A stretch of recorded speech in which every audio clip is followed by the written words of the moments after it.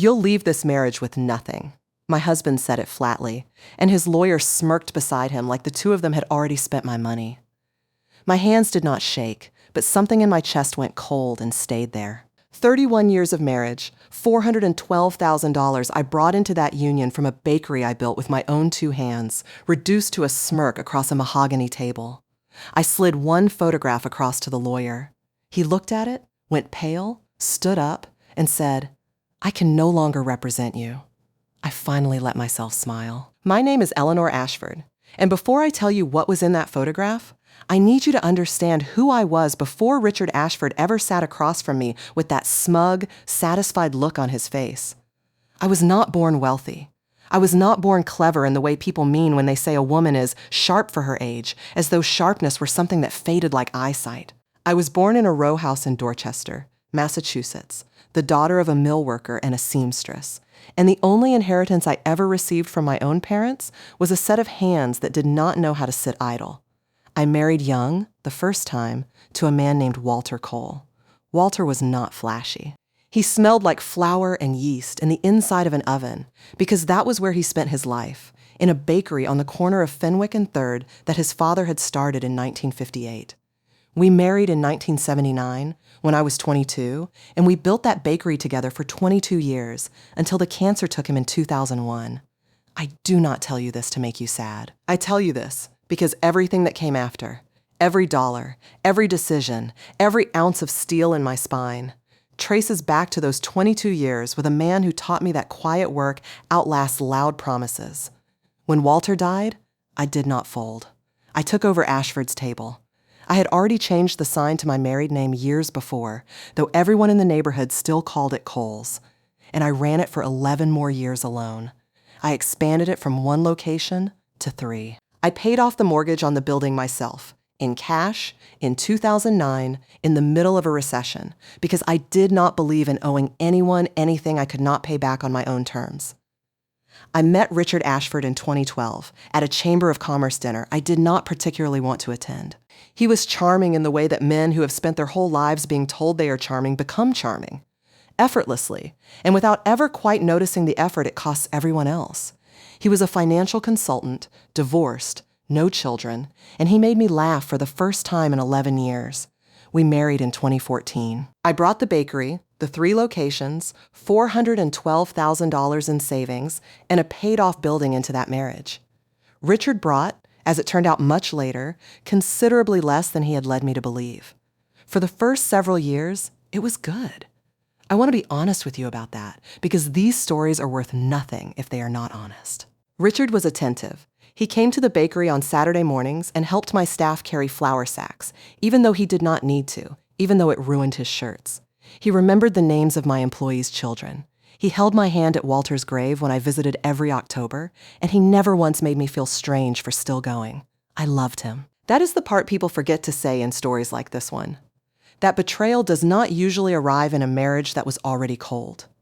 It arrives in one that was warm enough that you stopped checking the temperature. The pattern started small, the way these things always do. It was the spring of 2023 when I first noticed it. Not anything dramatic, nothing you could point to and say, "There, that is the moment." It was smaller than that. It was Richard taking his phone into the bathroom when it rang, something he had never done in 9 years of marriage. It was a new cologne on his collar, something sharp and unfamiliar when he had worn the same sandalwood scent since the day I met him. It was the way he started coming home from his late meetings at 9:40 instead of 7:30, and the way he stopped asking me how the bakery was doing, when for years he had asked every single evening without fail. I noticed the bank statements next. I had always kept a close eye on our joint accounts, a habit Walter taught me. Never let anyone else be the only one who knows where the money goes. He used to say, even the one you trust the most, especially the one you trust the most. In April of 2023, I found a withdrawal of $4,200 from what I still, out of old habit, thought of as the bakery's expansion fund, an account I had set up to save for a 4th location in Somerville. Richard had access to it because I had trusted him with access to everything. The withdrawal was labeled, in the bank's own vague language, as a transfer. When I asked him about it over dinner, gently, the way you ask a question you already suspect has a bad answer, He told me it was for a business opportunity he was exploring on my behalf, something to do with a supplier discount that required a deposit. I believed him. I want you to sit with that for a moment.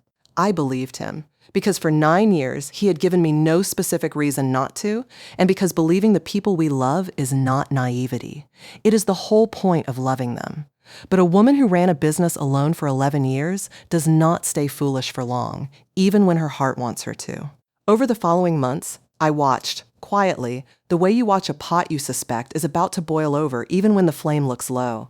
Another withdrawal in June, $6,800. Another in August, $9,100. By October of 2023, the expansion fund that had held $118,000 when Richard and I married in 2014, money I had built dollar by dollar, croissant by croissant, from a woman who used to close the bakery herself at midnight and reopen it at 4 a.m, had been drained to $31,400. Every single withdrawal had a vague, business-sounding explanation. Every single one, when I quietly checked, led nowhere. There was no supplier. There was no discount. There was no Somerville location being planned in secret on my behalf.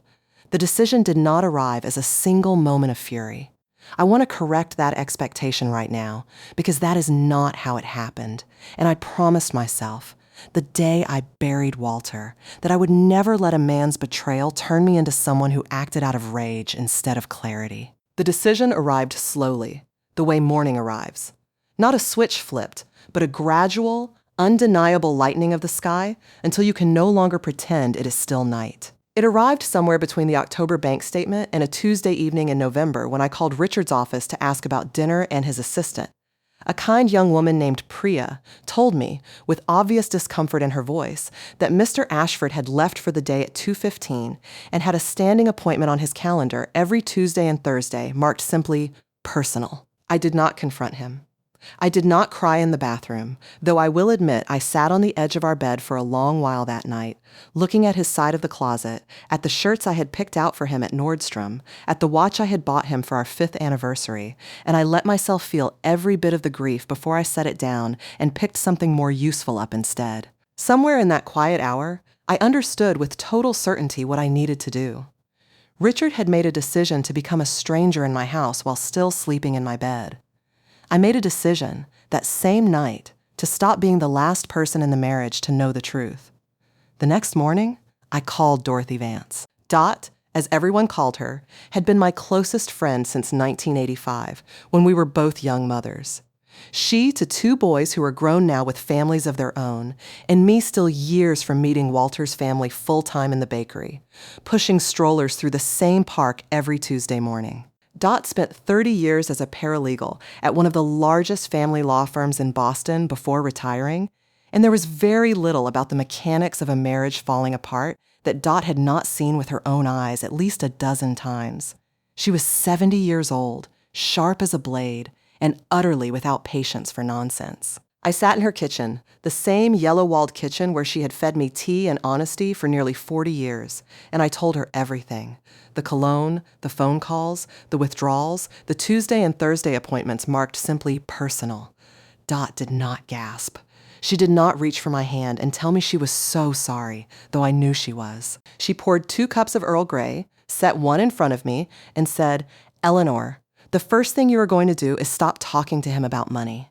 The second thing you are going to do is find out exactly what he's spending it on. And the third thing you're going to do is call a lawyer who is not your husband's lawyer, is not your husband's lawyer's friend, and has never once had lunch with anyone at his firm. Do you understand me?" I told her I understood. "Good," she said, "because men like Richard count on women like you being too dignified to fight dirty. They mistake grace for weakness every single time. And it is always, always their biggest mistake." Dot gave me 2 names that afternoon. The first was Diane Okafor, a divorce attorney who had built a reputation over 25 years for being the lawyer opposing counsel dreaded seeing walk into a courtroom, precise and utterly unshakable. The second was a private investigator named Samuel Reyes, a retired Boston police detective Dot had used on 3 separate cases over the years. A man she described as having the patience of a man waiting for a fish that already knows it's caught.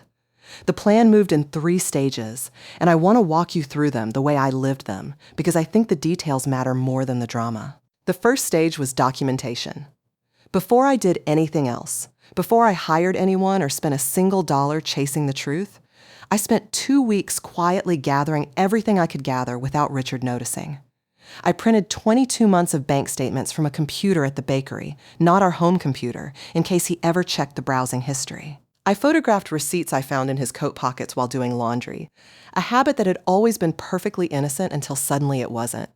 I found a receipt from the Liberty Hotel dated September 14th, 2023, for a room charged at $340 a night on a Thursday, when Richard had told me he was in Providence for a client dinner. I found a receipt from Tiffany & Company, dated October 2nd, for $2,850 for a piece of jewelry I never received and never saw. The second stage was Samuel Reyes. I met him at a diner in Quincy, far from anywhere Richard or his colleagues would recognize me, and I handed him copies of everything I had gathered, along with 2 Tuesdays and 2 Thursdays of Richard's calendar that Priya had, with what I now understood was quiet, deliberate kindness, mentioned to me in passing. Sam did not need long. Within 9 days, he had photographs, time-stamped, dated, unambiguous, of Richard Ashford entering the Liberty Hotel at 1:50 in the afternoon on a Thursday and leaving at 4:15, and a woman leaving 11 minutes behind him.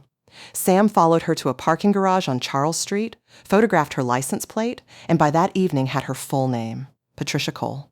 I did not recognize the name at first. It took Sam another 4 days of careful, quiet work. The kind of work Dot had promised me he was patient enough to do, to establish exactly who Patricia Cole was. And when he finally sat across from me in that same Quincy diner and told me, I set down my coffee cup very carefully because my hand had begun, for the first time in this entire ordeal, to genuinely shake. Patricia Cole was married to Gerald Cole, a divorce attorney at Whitmore and Fitch, the very firm Richard had already quietly retained 3 weeks earlier to represent him in the divorce he had not yet told me he was planning to file.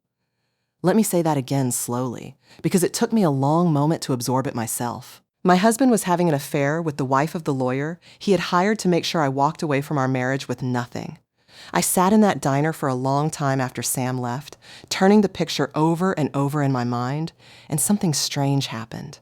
I did not feel destroyed. I felt, for the first time in 6 months, entirely calm. Because a man clumsy enough to have an affair with his own divorce lawyer's wife was not a man who had outsmarted me. He was a man who had gotten comfortable, the way careless men always eventually do, believing that the woman he'd underestimated for 31 years would never look closely enough to see what was right in front of her. I want to pause here and just sit with you for a moment, because I know some of you listening have felt exactly what I felt in that diner. The particular, specific loneliness of realizing that the person who was supposed to protect you has instead been quietly working against you in rooms and hotels and hushed phone calls you were never meant to see. If you're still here with me, if this story means something to you, I would ask you to stay with me a little longer. Subscribe, so you're here for what comes next. And if you can, tap that like button too. It means more than you know. Now, let me tell you what I did with what Sam found. Because knowing was not enough. Knowing never is. What mattered now was what I did with it. The third stage of the plan was the countermove. And this is where Diane Okafor became not just my lawyer, but in many ways, my second Dot. A woman who looked at the mess of my marriage and saw not a tragedy, but a puzzle with a solution. The first thing Diane did was pull Walter's original estate documents. Walter, careful to the last, had placed the bakery, by then valued, after years of my own expansion, at just over $1.4 million across the 3 locations and the building, into an irrevocable trust in 2001, naming me as sole beneficiary for my lifetime, with the explicit language that no future spouse could ever claim marital interest in the trust's assets, regardless of any subsequent marriage. Walter, even from the grave, had protected me from a man he never met. I cried reading that document, not from grief this time, but from something closer to gratitude, the particular kind of gratitude you feel towards someone who loved you enough to imagine a future you couldn't yet see for yourself. The second thing Diane did was hire a forensic accountant named Marcus Lindqvist, who spent 3 weeks tracing every dollar that had moved out of what remained of our joint accounts. What he found was worse than I expected, and I had already stopped expecting anything good. Between April of 2023 and January of 2024, Richard had moved a total of $87,600 out of accounts I had contributed the overwhelming majority of the funds to, funneling roughly $52,000 of it toward hotels, jewelry, and 2 separate weekend trips to Newport that I never knew he'd taken, and the remaining $35,600 into a personal account at a different bank entirely, one he had opened without my knowledge. In August of 2023, the same month, Marcus noted dryly that his personal Tuesday and Thursday appointments had begun appearing on his calendar. The third thing Diane did, and this was the part that required the most patience, was nothing at all. She told me to wait. "Let him file first," she said. "Let him walk into that room thinking he's ambushing a woman who doesn't know what he's been doing. There is nothing more powerful in a negotiation than letting a man believe he still has the upper hand right up until the moment he doesn't." So I waited. I kept baking. I kept smiling at Richard across the dinner table, kept asking him how his day was, kept letting him believe that the woman he had been quietly robbing and humiliating for the better part of a year still had no idea what he was doing. It was, I will tell you honestly, the hardest performance of my life. There were nights I lay awake next to him, listening to him breathe, wondering how a person could sleep so peacefully beside someone he was actively betraying. But I thought of Walter, closing the bakery alone at midnight and opening it again at 4, and I understood that patience was not weakness. Patience was simply strength that had learned to wait for the right moment to be spent. Richard filed for divorce on February 3rd, 2024. His petition, drafted by Gerald Cole, argued, "With a straight face, I can only assume he practiced in a mirror.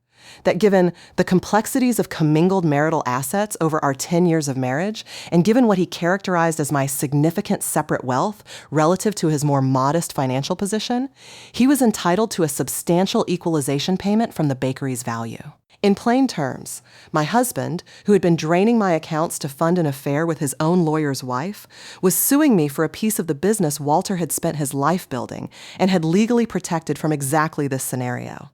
I did not react the way Richard expected. Diane had prepared me for that. When he sat me down at our own dining room table to discuss the terms like adults, his tone already carrying the practiced condescension of a man who believed the conversation was a formality, I simply nodded and told him I understood, and that I would have my attorney reach out to schedule a formal meeting. I watched something flicker across his face. Not quite alarm. More like mild surprise that I had an attorney at all, as though the possibility had genuinely never occurred to him that I might. The meeting was scheduled for March 11th, 2024, at 10 in the morning, in a conference room at Whitmore and Fitch with floor-to-ceiling windows overlooking the harbor. Richard arrived in a new suit I had never seen, sat beside Gerald Cole, and greeted me with the kind of warmth a man performs when he still believes he holds every card. Diane sat beside me, calm, unreadable, a leather folder in front of her that I knew, because she had shown it to me the night before, contained everything Marcus Lindqvist had found and everything Samuel Reyes had photographed. Gerald Cole opened the meeting by laying out Richard's position with practiced, confident authority. He spoke of equalization payments and the significant lifestyle contributions Richard had made to the marriage. He used the phrase, "You'll leave this marriage with nothing," not as a threat exactly, but as a statement of fact he seemed entirely certain of. And beside him, Richard smirked. That same smirk I had watched grow more comfortable and more careless with every year of our marriage, the smirk of a man who had never once imagined the woman across the table might know something he didn't. I did not raise my voice. I did not argue about the bakery, or the trust, or the withdrawals, though Diane had every document ready to present in exactly that order if I needed her to. Instead, I reached into my own folder, removed a single photograph, and slid it face down across the polished table toward Gerald Cole. "Before we discuss equalization," I said, "I think you should look at this." Gerald turned it over. I watched his face change in real time. The practiced composure of a man who had negotiated hundreds of divorces draining away in the span of about 4 seconds, replaced by something raw and unguarded, something I almost felt sorry for. The photograph showed his wife, Patricia, leaving the Liberty Hotel 11 minutes behind Richard Ashford on a Thursday afternoon in September, time-stamped, dated, unambiguous. The room went completely silent. Richard's smirk did not fade so much as collapse, all at once, like a building whose foundation had finally given way after months of quiet damage no one could see from the outside. He looked at the photograph, then at Gerald, then at me, and I watched him try and fail to find a single word. Gerald Cole set the photograph down very carefully, the way you set down something you're afraid might shatter, though I think by then it was his own composure he was worried about breaking. He looked at Richard for a long moment, and when he spoke, his voice was quiet and entirely without theater. "I can no longer represent you," he said, and stood, and left the room without another word, without his folder, without so much as glancing back at the man he had, until 90 seconds earlier, been prepared to fight for. I finally let myself smile. What followed was not the triumphant scene you might imagine from a courtroom drama. It was quieter than that, and messier, in the particular way real reckonings always are. Richard did not confess gracefully. He sat frozen for a long moment, and then, when the silence became unbearable, he tried, absurdly, to argue that the photograph proved nothing at all. That Patricia was simply a friend, that the hotel was simply a coincidence, that I was, in his words, twisting an innocent lunch into something ugly.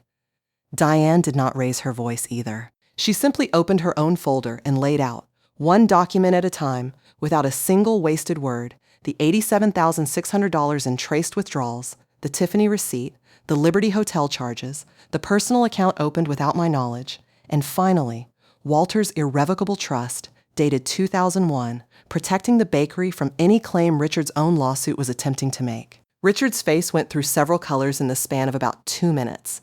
He tried anger next, his voice rising, calling the investigation an invasion of privacy, calling Diane and me vindictive, calling the whole meeting a setup. I let him finish.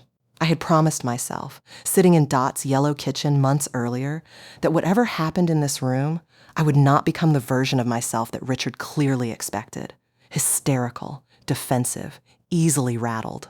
Instead, when he finally ran out of breath, I said, quietly, "Richard, I gave you 9 years of my life, and you gave $87,000 of my money to a woman married to your own attorney. I am not the one who should be embarrassed in this room." He had no answer for that. Men like Richard rarely do. Once the story has finally caught up with the version of themselves they'd been telling everyone, including themselves. The family reckoning that followed in the weeks after was its own kind of education in who people really are underneath the roles they've played for you. Our children were not biologically mine. Richard had none, and I had none of my own, though I had 2 stepchildren from his first marriage whom I had come to love as my own over the past decade, Peter and Claire. Peter, 38, initially defended his father with the kind of loyalty that comes from not yet knowing the full truth. He called me twice in the week after the meeting, his voice tight with a son's discomfort, suggesting that perhaps I was punishing Dad publicly for what should have stayed a private matter. It was only when Claire, 35, sharper and more skeptical of her father than her brother had ever allowed himself to be, sat Peter down with the documents Diane had, with my permission, shared with both of them, that something in him finally broke. He called me a 3rd time, and this time his voice was different entirely, smaller and genuinely ashamed. "I didn't know, Eleanor," he said. I should have asked more questions a long time ago. Claire, for her part, had suspected something for months. She told me later she'd noticed the same cologne, the same vague explanations, the same Tuesday and Thursday appointments, and had simply been waiting, the way I had been waiting, for proof solid enough to act on. She showed up at the bakery the following Saturday with 2 coffees and sat with me for 3 hours, and she has not missed a Saturday since. Richard, in the end, did not fight much further. Once Diane made clear that the documented misappropriation of marital funds, combined with Walter's ironclad trust, meant Richard stood to walk away with considerably less than he'd arrived with. And once word of the affair reached enough of Boston's legal community that Gerald Cole's own divorce from Patricia became a matter of open gossip at every firm within blocks of the courthouse. He settled, quietly, in April of 2024, for a fraction of what he had once smirked about taking from me. He kept his car, his modest retirement account, and, I imagine, whatever pride a man can hold on to after being asked to leave a conference room by his own lawyer. I kept the bakery. I kept the building Walter and I paid off together, dollar by patient dollar. I kept the 3 locations, and in the fall of 2024, I opened the 4th, in Somerville, the one Richard had once claimed, falsely, to be helping me plan. I named it, simply Walters. No last name, no explanation needed for the people who mattered. I think about what it means to be underestimated, and I have come to believe it is not always the insult it feels like in the moment. Richard underestimated me because I was quiet, because I baked bread instead of raising my voice, because I had spent 31 years being warm instead of loud. He mistook my dignity for naivety, the way men like him so often do, and it cost him everything he thought he was entitled to. I do not say this with bitterness. I say it because I want you to understand something I had to learn the hard way. At 68 years old, sitting in a lawyer's conference room overlooking Boston Harbor, the woman who waits, who watches, who gathers her proof quietly instead of shouting her suspicions before she's ready. That woman is not weak. She is simply choosing her moment. And when it comes, there is nothing in the world quite as satisfying as watching the people who counted on your silence discover, all at once, exactly what they missed. If this story stayed with you, I would love to hear from you in the comments. Tell me, what would you have done in my place? And from where in the world are you listening? Don't forget to like and subscribe, please. There is so much more waiting for you. With love and respect. Until next time.